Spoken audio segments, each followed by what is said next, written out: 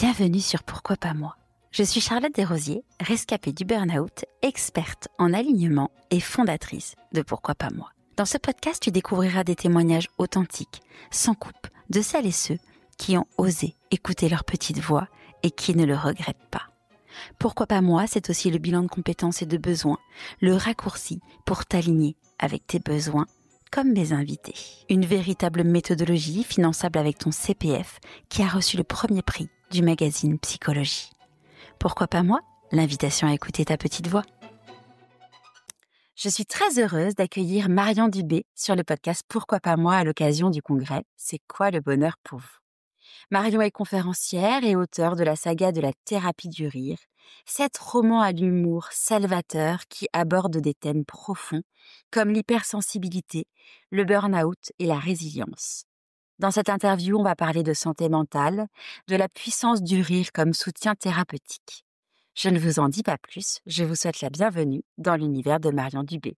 Bonjour Marion. Bonjour Charlotte. Est-ce que tu pourrais te définir grâce à un mot? Authentique. Tu abordes donc un sujet lourd qui est la santé mentale, mais toujours avec beaucoup d'humour. Qu'est-ce qui t'a inspiré ce ton? Oula. J'ai pas choisi, je suis née comme ça.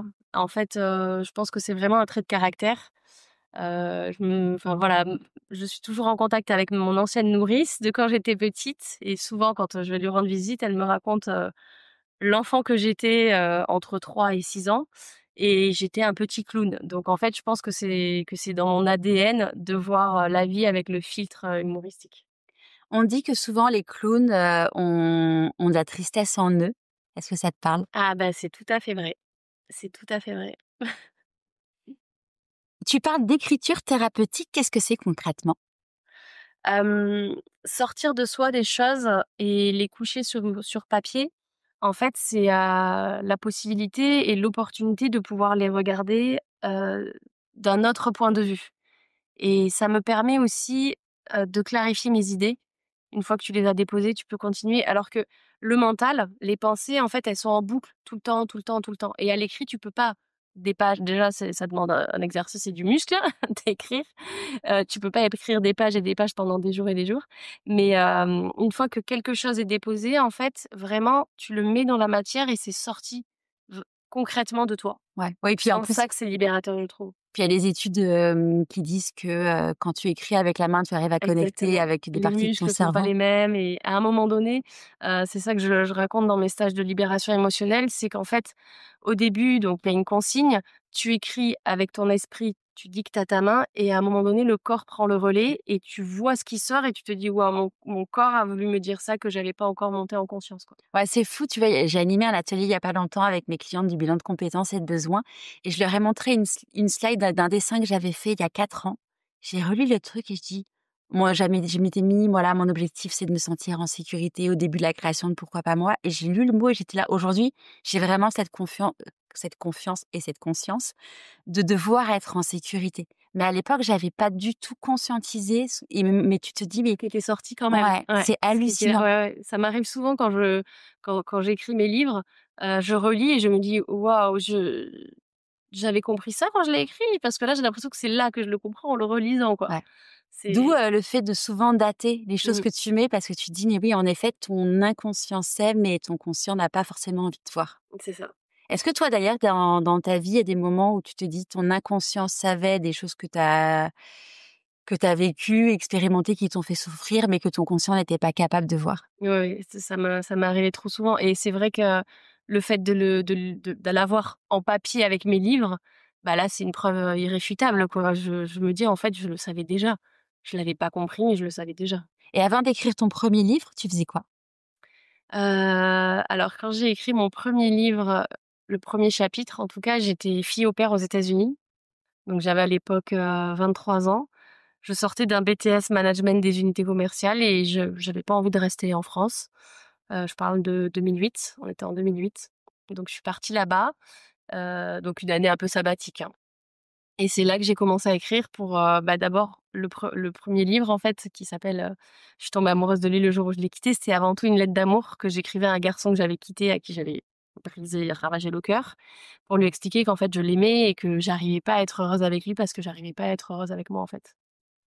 Et c'était le point de départ. Après ce livre, je l'ai terminé, du coup 3 ans plus tard quand j'étais, commerciale. Je vendais des desserts à Montréal et je l'ai terminé là-bas. J'ai l'impression qu'à l'époque, j'écrivais que quand j'étais, extraite de mon quotidien, où j'étais avec mes amis, où j'étais avec ma famille et dans lequel j'étais pas du tout heureuse et épanouie.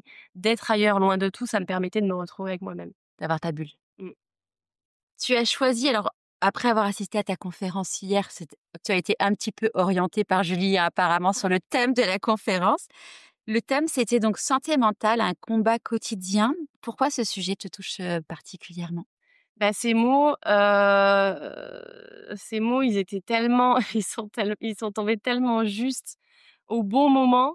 Ça me parle parce que, voilà, ça fait 10 ans que je enfin 15 ans que je suis auteure, 10 ans que vraiment mes livres sont publiés et lus, parce que j'ai écrit mon premier roman il y a 15 ans, mais il a été publié il y a que 10-13, mais en gros, voilà. Bref, une dizaine d'années, on va dire. Et l'année dernière, j'étais encore convaincue à 38 ans que j'étais arrivée exactement là où je devais aller et que j'avais déjà libéré plein de casseroles, que je m'étais enlevé plein de couches et tout ça. Et là, 2025, en début d'année, j'ai l'impression que tout est revenu de plein fouet dans mon visage et je sais pas, c'est comme si tous les vieux dossiers étaient revenus en surface, avaient explosé, émergé et que j'avais plus les outils, quoi. Et j'ai trouvé ça, assez drôle au niveau timing qu'on vienne me demander de parler de la santé mentale alors que justement, heu, tous mes repères, toutes mes certitudes s'étaient effondrées. Donc je me suis dit: «Bah, OK, je prends le challenge» et je pense que c'est justement pour ça qu'on me le propose à ce moment-là où je doute de tout, que je crois plus en moi et que je me demande si la vie a du sens. Je trouvais ça, fou.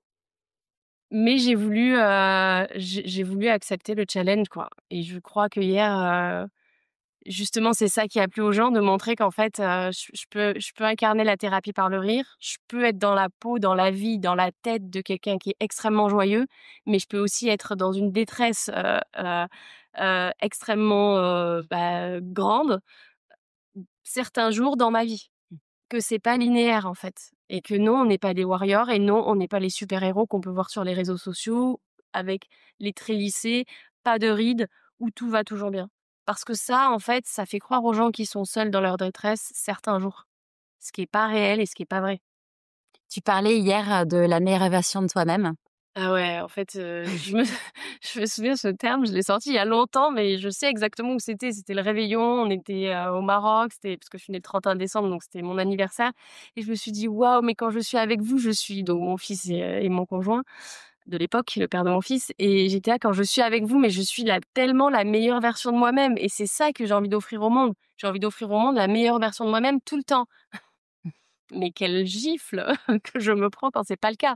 Parce qu'en fait, c'est OK, il faut arrêter de se mettre des injonctions comme ça et c'est sûr que je ne suis pas du tout la meilleure version de moi-même tous les jours et je pense que c'est pas forcément ça qu'il faut atteindre. Ce qu'il faut atteindre, c'est son cœur et son authenticité. Être au plus proche de ce qui nous rend heureux et je pense que c'est juste à côté au plus proche de ce qui est notre propre vérité.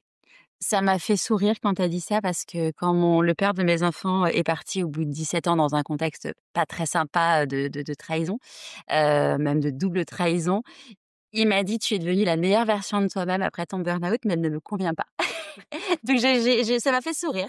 Finalement, Mais en même temps, en du effet, coup, tu je dis sais pas comment je dois le vivre. ouais, non, mais au final, tu dis: «Bon, bah, s'il ne m'aime plus pour la meilleure version de moi-même, bon, bah, en fait, c'est qu'en effet, la route doit être tracée ailleurs». Mais Ouais. ces mots-là auraient bien résonné en moi. Quelles sont les 3 idées phares avec lesquelles tu aimerais que les personnes, repartent après nous avoir écoutés? Les 3.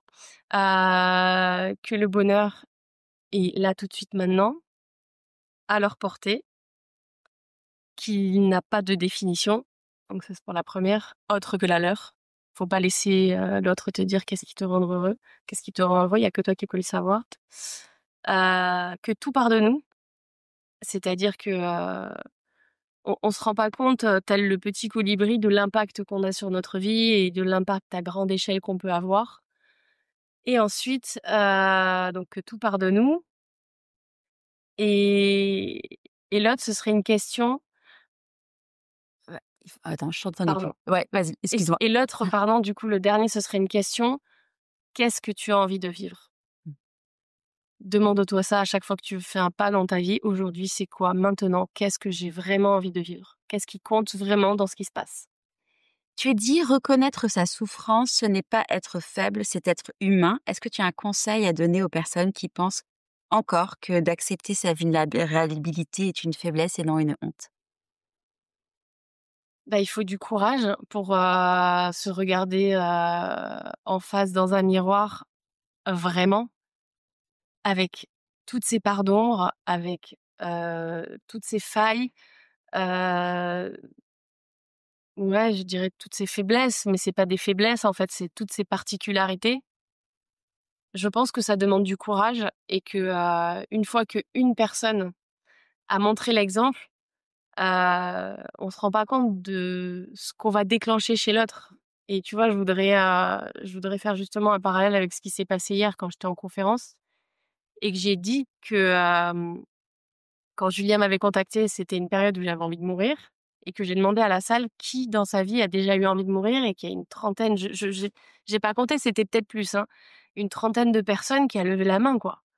Et je me voyais dans les yeux, genre, c'est la première fois que je le dis à voix haute, quoi. Enfin, Mmh. que mon corps exprime ça, cette vérité-là. Donc c'est en fait, vous faites aussi du bien aux autres en montrant que c'est OK et que c'est, bah, que c'est normal de pas tout le temps rire, de pas tout le temps être joyeux, de pas tout le temps être dans la bienveillance pour l'autre, parce que souvent c'est ça aussi la bienveillance, c'est surtout envers les autres et pas trop envers soi des fois, c'est aux dépens de soi-même et se montrer sensible et se montrer honnête avec ses émotions et sans filtre, c'est aussi donner à l'autre la possibilité de le faire. Ouais. C'est la raison d'être de Pourquoi pas moi. J'ai créé le podcast suite à mon burn-out pour montrer qu'on pouvait traverser des moments très difficiles, de plus avoir de sens, de plus savoir à quoi ça sert de vivre. Et parce que ça a été mon cas alors que j'étais maman, que j'étais en train, enfin, je venais de me marier. Enfin, tu te dis et te dire, bah, regardez, ces personnes-là sont passées par là. D'autres non, mais en tout cas, on a tous des moments où ça ne va pas parce qu'en fait, dans toutes les coulisses de toutes les personnes qui sont à leur place, il y a des peurs, il y a des doutes, il y a des galères, il y a des drames, mais on peut tous être heureux et à sa place. Et je crois même, tu vois, je vais aller plus loin et je crois même que, ces moments-là, de fond du gouffre, de connexion à la détresse et au non-sens, ils sont essentiels dans l'élévation de chaque humain, dans l'élévation individuelle, quoi. Mmh. Et on l'a bien vu en confinement, quoi. Les gens, ils étaient genre seuls face à eux-mêmes et: «Ah, j'ai trouvé ma voie, j'ai quitté mon conjoint, j'ai quitté mon boulot». Alors, je parle toujours de quitter quelque chose, c'est pas forcément le cas, mais c'est vrai que c'est souvent quand même comme ça que ça se traduit. On est dans une situation depuis beaucoup trop longtemps dans laquelle c'est confortable, même si je suis extrêmement malheureuse, mais au moins j'ai la trace de mes fesses dans le siège. Bah non, là, stop, je remets tout en question et je me barre Mmh. et je vais explorer autre chose. Je vais m'ouvrir à un autre champ de possibles. Et après la mort de ma mère, mon père, qui écrit lui aussi, avait sorti cette phrase: «Il n'y a pas mieux que quelqu'un qui a expérimenté le malheur pour être heureux». Mmh. Ouais, tu as moi je vois souvent cette image, parfois tu as besoin de toucher le fond de la piscine pour pouvoir rebondir Mais c'est tout à fait ça, et mais c'est vrai. mmh. Mais vraiment, c'est pas des bullshit qu'on peut voir et des phrases à la con, c'est réel, c'est oui, moi j'ai été malheureuse, mais genre vraiment très, très malheureuse les 30 premières années de ma vie et aujourd'hui, j'ai un je suis venue ici ce matin en trottinette et j'étais avec mon amoureux et sur la route, je lui disais: «Mais tu que là, on va au taf, quoi, je vais bosser». Il y a la mer à gauche, il y a le soleil qui est en train de se lever, les gens qui sont en train de faire du footing, il y a les oiseaux dans les arbres. Je lui dis: «Mais c'est trop beau la vie, quoi». Et je m'émerveille tout le temps aujourd'hui parce que j'ai été extrêmement triste les 30 premières années de ma vie. Je suis sûre que c'est connecté, c'est évident, c'est le contraste justement qui fait cette richesse-là. Voilà. Est-ce que tu peux partager un conseil avec nous pour prendre soin de sa santé physique et mentale? Se regarder, Qu'est-ce qui me fait du bien? Qu'est-ce qui me fait du mal? Et arrêter de faire des trucs qui nous font du mal. Et après, il y a des exercices concrets que des gens très intelligents ont mis en place, il faut les suivre. Moi, par exemple, pour mon premier exa pour mon pour ma santé mentale, la première chose que je fais au réveil, c'est je fais un exercice de cohérence cardiaque parce que je suis une hyperactive, hypersensible. Donc je sais que pour redescendre et appréhender la vie avec sérénité, je me rends compte que je l'ai pas fait ce matin, j'ai pas eu le temps, j'ai été réveillée par le chat, c'était pas prévu. Donc la théorie, un exercice de cohérence cardiaque pour redescendre ici dans mon corps. Après, je vais faire, les 5 rites tibétains. Donc c'est pareil, c'est 5 exercices à faire dans le corps, ça prend 15 minutes et après je sens que je suis bien, je suis là et je suis prête à accueillir tout ce qui va se passer dans la journée. Et après, c'est aussi, bien s'alimenter, mais c'est essentiel. Bien boire, faire attention à ce qu'on met dans sa bouche, enfin, juste mettre du sens là où c'est important. Et ça passe aussi par tout ce qui rentre à l'intérieur de nous. En fait, tout ce qui rentre à l'intérieur de nous, ça va être aussi, ce qu'on voit avec ses yeux. Ça va être aussi, ce qu'on entend. Arrêtons de fréquenter des gens qui sont noirs, qui sont d'énergie basse, qui sont hyper négatifs. On peut pas les sauver, c'est leur chemin, OK, ciao. Faut aussi que notre environnement, il ressemble à ce qu'on a envie de se créer, quoi. C'est quoi le bonheur pour toi, Marion Dubé?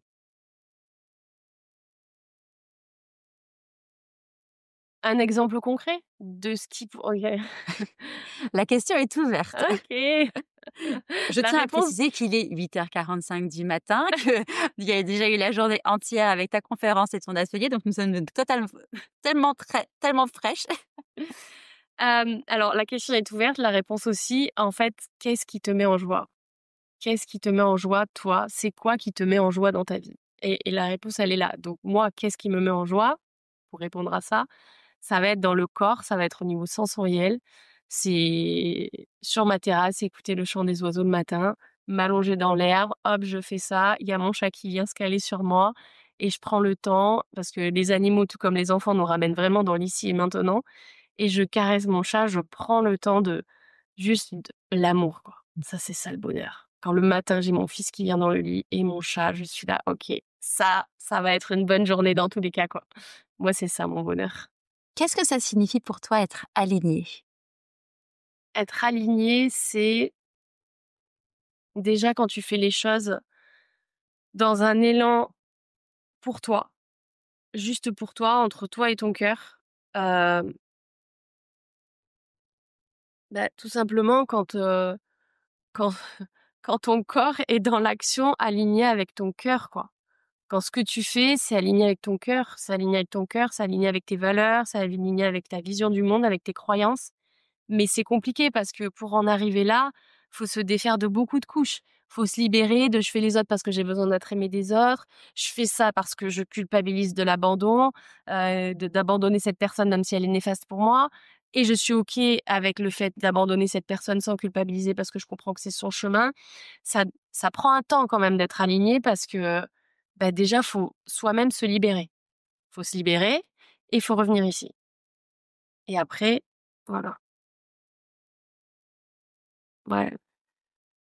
Ressentir et faire ce qu'on ressent et enfin quand tu es dans l'amour, en fait, tu es là, quoi. Quand tu es en toi et quand tu es dans l'amour et que tu fais plus les choses contre les autres, pour les autres, juste pour toi, dans le cœur. Ouais, et du coup, ça résonnera sur les autres. Ouais, forcément. À quel moment dans ta vie tu t'es dit: «Pourquoi pas moi?»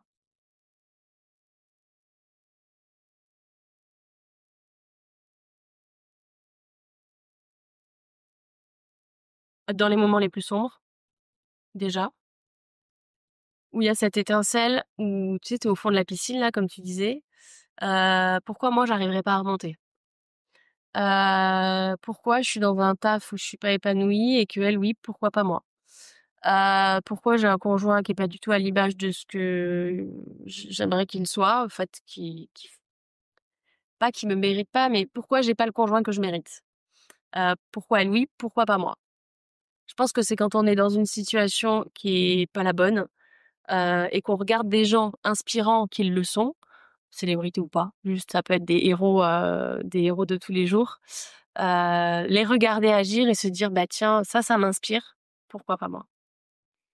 Quelle est la phrase que tu aimerais que les gens se répètent tous les matins? Je suis un vainqueur. Bah, déjà à la naissance, quoi. C'est vrai, c'est toi le vainqueur de la course. On a oublié ça, je suis un nul, je vais pas y arriver. Si, tu es un vainqueur, tu vas y arriver. Tout ce qu'on vit, on est en capacité de le surmonter, Bah, c'est une phrase que tu disais hier et que j'avais entendue, c'était juste après enfin non, c'était pas juste après mon burn-out, j'étais en plein burn-out c'est bon. et j'ai rencontré une personne avec qui j'avais dans le train, une personne avec qui j'avais travaillé, avant et qui me racontait que, sa fille avait une leucémie, enfin et elle m'a dit: «Tu sais Charlotte, dans la vie, toutes les épreuves qui nous arrivent, on a la capacité de les surmonter» et j'avais trouvé ça mais tellement fort et c'est un truc qui m'accompagne, depuis. Je me dis, voilà, dès que tu as et tu disais qu'en effet, on peut surmonter tout et tu vois, grâce au podcast, j'ai rencontré vraiment, enfin, j'ai interviewé Philippe Croizon qui a plus de bras, plus de jambes et ce qui lui a permis de vivre aujourd'hui, bah, il a traversé, tous les océans, enfin, toutes les mers, enfin, un truc vraiment incroyable. Il a, il a vraiment une vie absolument extraordinaire aujourd'hui. Il te dit que sans cet accident, il en serait pas aujourd'hui et autre exemple aussi que je prends souvent, c'est, Agnès Ledigue que tu connais peut-être, qui est une très Oui, grande, écrivaine. j'adore ce qu'elle écrit. Et Agnès, elle est devenue, écrivaine suite au décès de son fils et elle dit: «Aujourd'hui, je survis», mais pas comme on l'entend, dans le langage courant, c'est qu'elle dit: «Je survis, je vis pour 2». Et je trouve que c'est vraiment, quelque chose de magnifique, un message d'espoir, en effet, de dire que dans toutes les épreuves, on peut arriver à en tirer quelque chose de positif. En faire une force. C'est ce qu'on appelle la logothérapie, d'ailleurs. Un grand merci, Marion. À qui as-tu envie de dire merci et pourquoi avant qu'on se quitte? Julien, Julien, de m'avoir fait confiance. De m'avoir fait confiance, bon ça c'est au niveau personnel et individuel. D'être, initiateur de tout ce qu'il fait, c'est incroyable. Je remercie, tous les petits Juliens qui sont sur cette planète et qui, hem, qui actent de leur côté, qui sont au service de la lumière, qui sont inspirants, qui mettent des choses en place, qui sont dans l'action, qui sont dans la matière, qui ont mis leurs rêves, dans la matière, en fait, qui ont concrétisé les choses et qui font surtout des choses au service de l'humanité. Mais vraiment, dans enfin, c'est vaste. Mais merci Julien et les autres Juliens, Un les grand héros de merci. l'ombre. Ouais. Mais un grand merci Marion. On peut découvrir tout ton travail et tes ouvrages sur le site mariondubé.fr. Merci beaucoup. Merci Charlotte. Si tu as aimé cet échange avec mon invité, je suis certaine que tu vas adorer découvrir l'intégralité de sa conférence au congrès C'est quoi le bonheur pour vous? Nous faisons gagner un pass replay pour accéder à toutes les conférences. Pour participer au concours, c'est très simple. Rendez-vous sur le compte Instagram pourquoi pas moi.co.